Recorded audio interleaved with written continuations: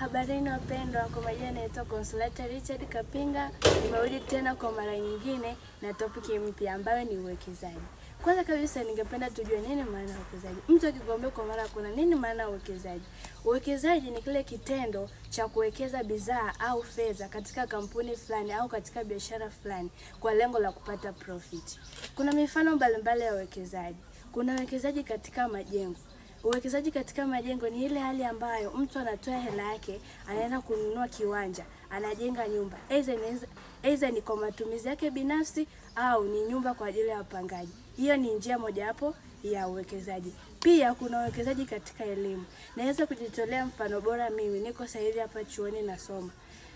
Elimu hii ninayosoma sasa hivi inakuja kunisaidia baadaye. Aidha niajiriwe au nisiajiriwe. Ujuzi ambao ninaupata chuoni unaweza kunisaidia nikajiajiri mimi mwenyewe. Pia kuna uwekezaji katika mikopo.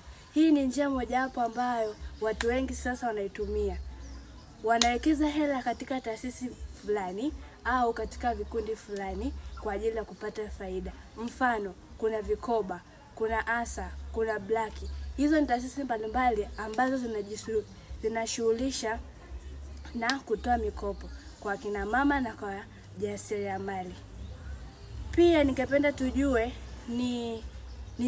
ni sifa zipi za uwekezaji. Uwekezaji kwanza, sometimes katika uwekezaji kunaweza kukaa na riski.